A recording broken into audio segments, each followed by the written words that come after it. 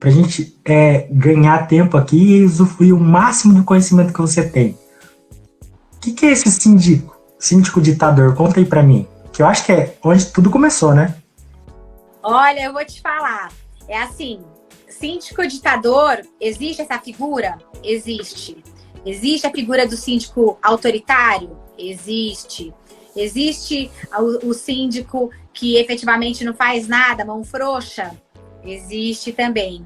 Eu penso o seguinte, que para ser síndico, ou melhor, para estar síndico, porque normalmente a pessoa só é um síndico ditador quando ele se sente o síndico, quando na verdade nós estamos síndicos, porque tem essa diferença do ser e estar, não é? Você se colocar naquilo, você vai achar que é teu e vai dar muitos desmandos, muitos problemas e efetivamente, né, vai ter esses memes aí de síndico, essas nomenclaturas, esses adjetivos que não são muito legais.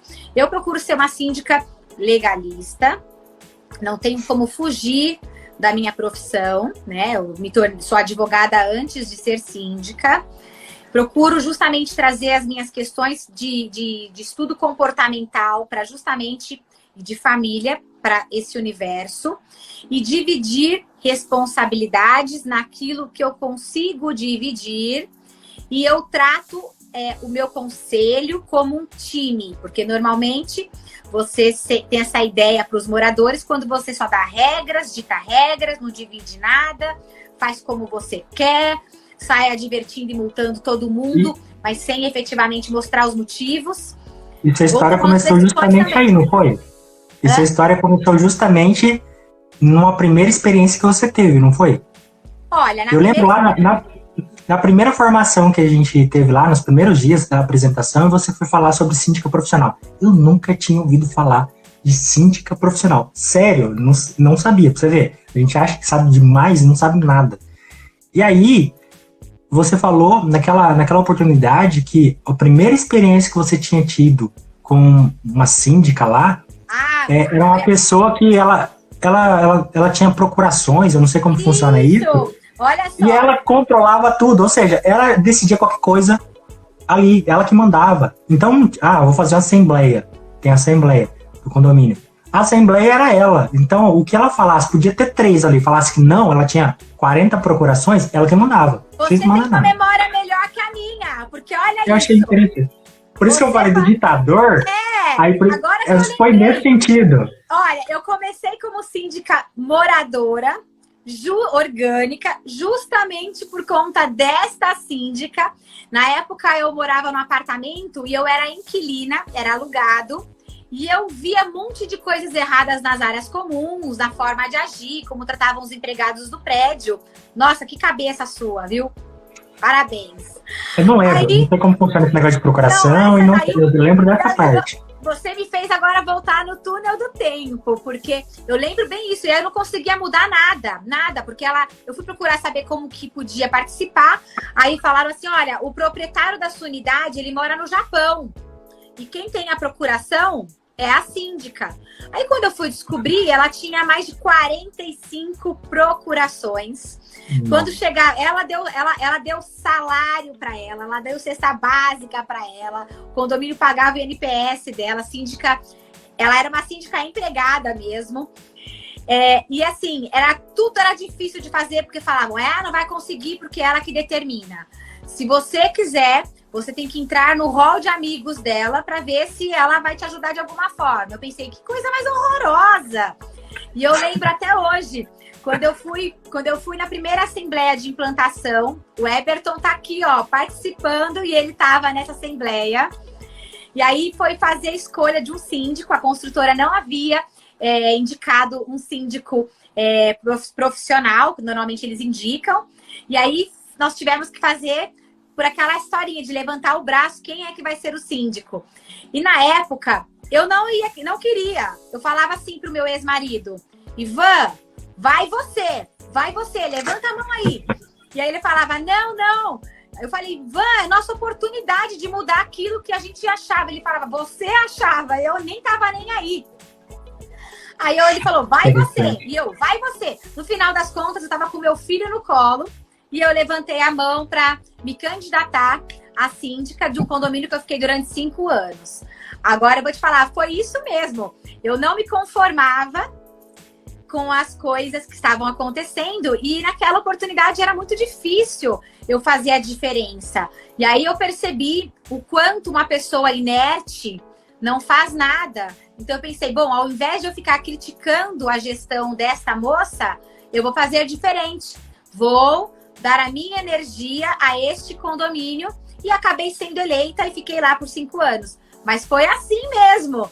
Eu fiquei muito chateada com as coisas que não aconteciam, não era nem que aconteciam, mas que não aconteciam, porque era tudo dessa síndica que era realmente uma ditadora. E eu falei, meu Deus, eu tenho que fugir desse estereótipo e eu tenho que fazer a diferença, porque só reclamar não vai resolver. Eu tenho que buscar a diferença. E detalhe, se você não é feliz em um lugar, o que é que você deve fazer? Ou se acostuma, ou muda. Porque não são as pessoas ao seu redor que tem que mudar porque você quer. De repente, a mudança tem que partir de você. E foi bem assim que aconteceu. Foi lindo. Ai, que bom lembrar isso. Que interessante. Então, você, assim como todo empreendedor, né? Você, como empreendedora, já trabalhava na área de advocacia, né? Como advogada, enfim. E aí você teve uma dor, como todo empreendedor. Tinha uma dor, uma dificuldade, um desafio. E aí você ou pode fazer como, infelizmente, a grande maioria, chora, senta e chora e deixa assim mesmo e pronto. Não cresce, né? Não aproveita aquela oportunidade, ou faz igual você. Aproveita a oportunidade, pega aquela dor e transforma numa oportunidade de renda, numa oportunidade de fazer a diferença na vida de outras pessoas. Porque eu fiquei imaginando aqui hoje. Nos condomínios, São Paulo deve ter muito condomínio. Tem muito condomínio verticais. E tem os horizontais. Nesse período de pandemia, os horizontais, teoricamente, é mais simples. Não estou falando da questão de pessoas, mas a questão de higienização, a questão de distanciamento. O horizontal é mais simples. É casa, às vezes tem jardim, tem ruas, é mais tranquilo. Aí você pega aqueles verticais, aqueles prédios enormes, com um monte de gente, e que, às vezes, em um andar tem vários apartamentos. E como é que você controla isso? Isso é um desafio enorme. Eu fiquei imaginando, como é que controla isso? Isso é um papel, né, do seu papel como síndico profissional. Tem gente que acha que é simples, não é simples coisa nenhuma, e muito menos fácil, né? Tem muitas coisas simples na vida, porém difíceis. Acho que ser síndico, principalmente em São Paulo, em muitos condomínios verticais, não é nada simples e nada fácil, né? Me conta aí, como é que tá sendo? Quais são os desafios e oportunidades que você encontrou nesse período de pandemia? Olha, realmente, ser síndica de condomínio é desafiador. Hoje eu tenho 5 condomínios na minha carteira como síndica, é mais desafiador ainda. E assim, eu ainda advogo para alguns condomínios, mas na figura de advogada, consultora, é diferente de você assumir a responsabilidade por determinados empreendimentos. Veja, eu tenho condomínios com 400 famílias, tenho outro com mais 400 famílias, aí o outro com mais 300 famílias, aí o outro com mais de 200 e poucas famílias, o outro com mais de quase 200 famílias. Somando isso, a gente fala em unidades privativas. Só que essas unidades privativas, que ultrapassam 1.000 e poucas unidades, elas estão com famílias. E famílias normalmente 3, 4 pessoas, 2 pessoas. E aí você imagina lidar com tudo isso, e mais os empregados do prédio, os funcionários, prestadores de serviço, e mais uma coisa chamada ego.